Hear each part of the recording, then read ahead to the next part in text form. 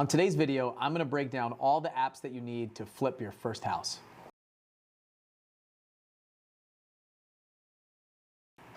My name is Bill Allen. I'm a military pilot turned full-time real estate investor, and I've flipped hundreds of houses in the past few years. I get the question all the time, what are the apps that I need to flip my first house or my next house? And there's a ton of stuff out there. There's a lot of applications, tools, all that stuff to work for big time flippers, people that are doing a lot of deals. But to do your first deal, you don't need any of it. I am tired of people saying, I can't do this because I don't understand this, or I don't have access to this, or this software. All you need is Excel and an internet connection to find comps, CMAs, talk to people, networking, those kind of things. Look up contractors. I'm actually gonna break down my first deal. I went back into the vault, into the archives, back to 2014. So it's 8 years ago. I had no idea. I've been doing this that long. And I went into my first deal. I'm going to show you all the things that I had and some of the tools and techniques that I used to track rehab costs, to understand the numbers and things like that. So right over here, I'm going to share my screen. I am going to just kind of review this deal for you and show you what I created for a lender. I actually created this for a lender. So 47182 Schwarzkopf Drive in Lexington Park, Maryland. If you want to look it up, you can see all of these numbers to check my accuracy.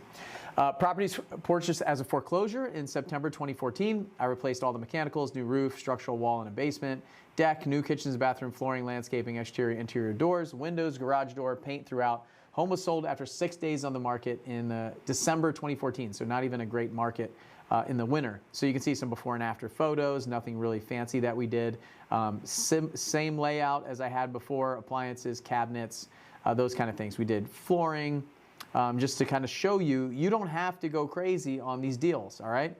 We ripped out a fiberglass surround here, put in tile, put in a glass shower door.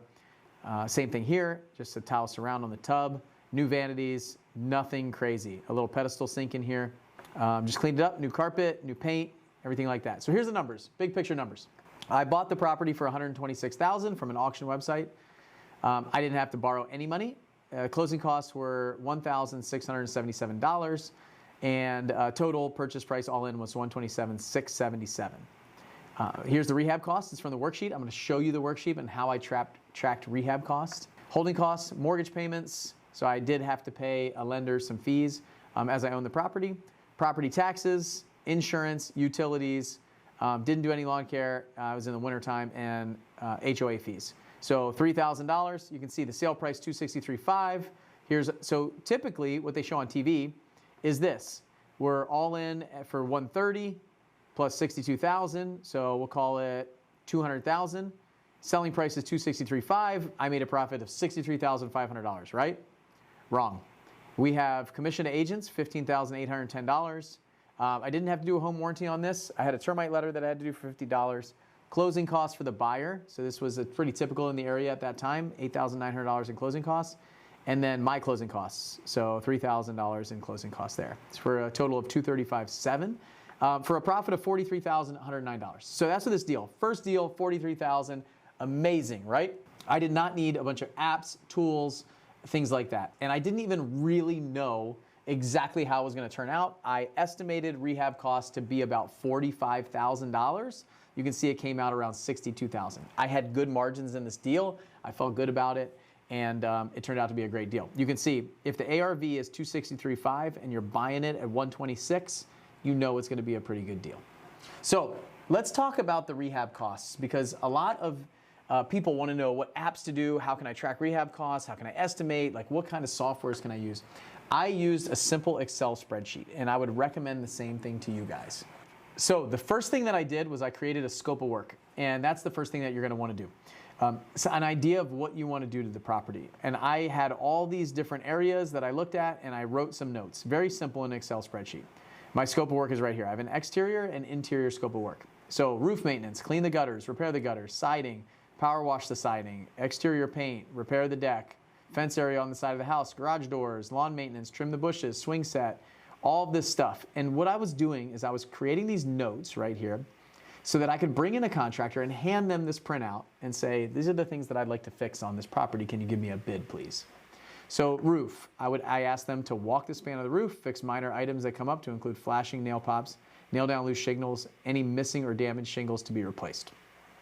Clean the gutters, remove debris from the gutters if necessary, repair the gutters, replace downspout, and repair the gutters where needed. So I had some missing downspouts and things. Siding, there was some siding that was damaged. Replace the siding areas where there are holes. Anything that'll be caught on a home inspection that I'll ultimately have to replace anyway.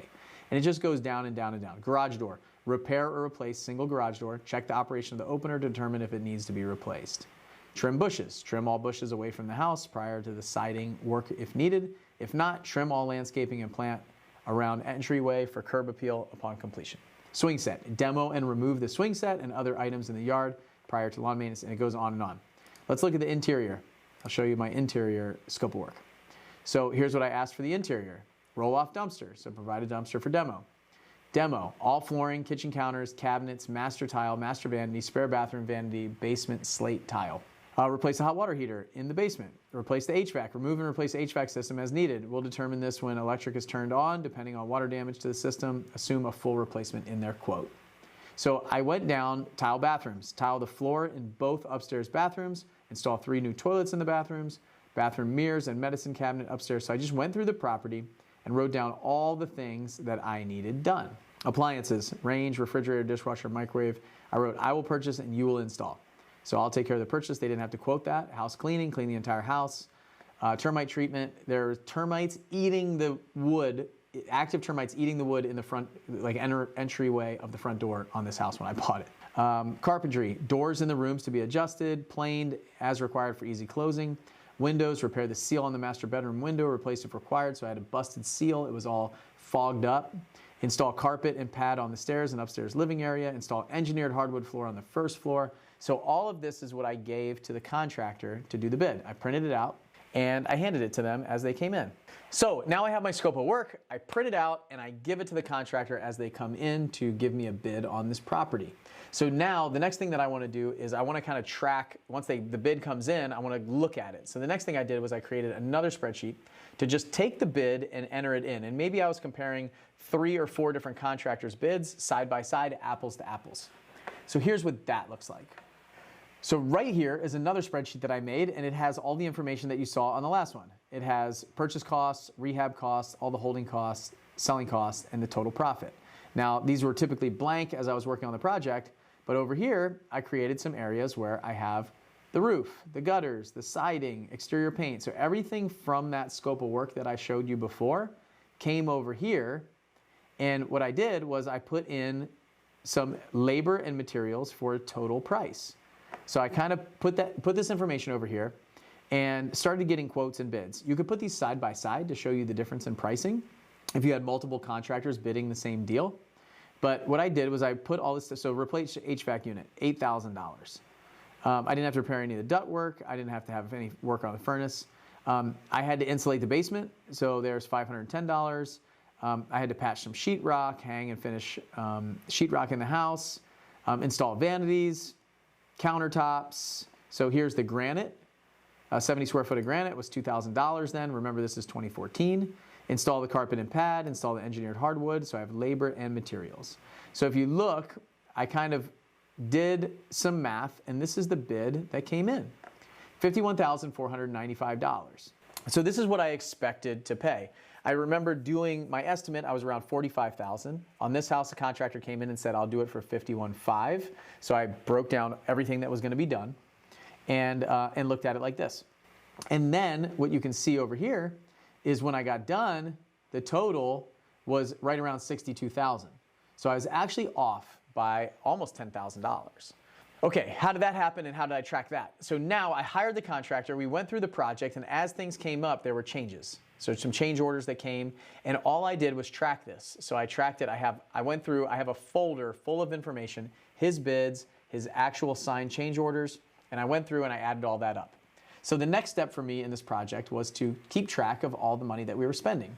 So here's how I did that. Because you could see on my scope of work, I also had some areas where I was going to buy some things like appliances. Okay, so here is the actual costs. So if you see at the bottom here, $62,137.27 to be exact of what I spent on this project. So all I would do is start putting in information here. So here's a bunch of items that I paid. So the first thing that I did was replace the HVAC system. We repaired the hot water heater. Those are on September 24th. Then on September 19th, and the dates aren't exact, I probably started adding things in here as I made payments. The termite treatment. I did a termite treatment for $660. And then I'd made my first payment to the contractor. So I hired the contractor on the 23rd of September, paid them $9,746, which is probably a deposit on this deal. And then I went through and started spending more money. So you can see the sump pump and battery backup I had to pay for, the kitchen countertops I probably ordered myself, kitchen cabinets and bathroom vanities I ordered, electrical items for the basement. I bought some things from Lowe's, and I have receipts to back all this stuff up. So you can see here's contractor payment 2 right here. So I'm just going to highlight this stuff. Contractor payment 2, contractor payment 1. And I went down, bought appliances from Lowe's, so I ordered them on October 10th. Toilet and lighting. I probably made some runs to Lowe's to buy this stuff, maybe to save money. Crown molding, contractor payment 3 is here. And rest of contractor payments. This looks like the final contractor payment here. And then I had glass window repair, made some keys, Amazon return shipping and stamps. So I looks like I had a bunch of Amazon stuff, went to Lowe's, bought a CO2 detector, miscellaneous finishing items, house cleaning. I paid for the house cleaning $300. And landscaping $960. I bought some flooring, had some other windows that I did, obviously. And down here, I returned some things from Amazon or from Lowe's, Home Depot, things like that, which you'll see at the end of a project, and ended up at $62,137. So that's where I got all this information from these renovation costs. These are actual costs that I saw. And so what I did then was I took that and I put it into my rehab estimate. And so I had the purchase, I had the closing costs on the purchase. This came from the worksheet, $62,000, a little bit more, $62,100. The holding costs, mortgage payment, property taxes, insurance, all this information, selling costs, once I got it on the market, listed it, sold it, and now I have my final profit. So all you need is an Excel spreadsheet, an internet connection to search for things. So I was looking online for costs at Lowe's, costs at Home Depot, finding contractors, looking them up, calling them, having them come out and meet with me, and just understanding the process. The thing that I find that happens in these rehab projects, especially your first flip, you're so scared to lose money that you don't even start. You don't make an offer. You don't call contractors. You don't try to estimate rehab costs. You don't walk properties. You don't do any of it. You don't crunch numbers because you're just stuck trying to figure out what to do. I had no idea what I was doing. I just created some spreadsheets, started working, started talking to contractors, understanding it, and just trying to figure out what I think it's going to cost. A rough estimate. I estimated $45,000 on this project. It ended up over $62,000. Huge delta, right? I did not know what I was doing. I will say it's very rare that you go under budget. So just try to understand it, figure things out. I wrote a book called 7-Figure Flipping Underground.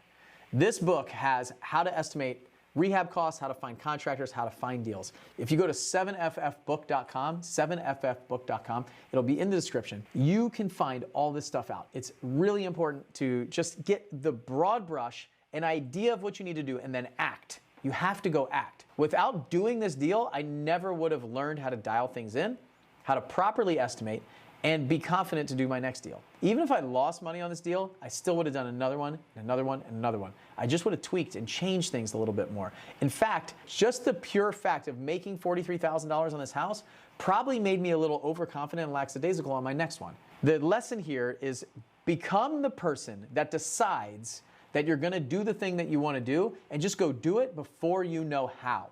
You don't need a ton of apps. You don't need a ton of knowledge. You don't need to know everything. Decide that you're going to do it. I'm going to flip a house, put it out there, tell the people that you're going to do it. And then along the way, take action and learn as you go. On the job training, that's what you need. But an Excel spreadsheet and an internet connection can very simply make you $40,000, $50,000, $100,000 in this market right now with what you know. And now that you know exactly what you need, an Excel spreadsheet and an internet connection, here's a video on how you can flip a house with no money.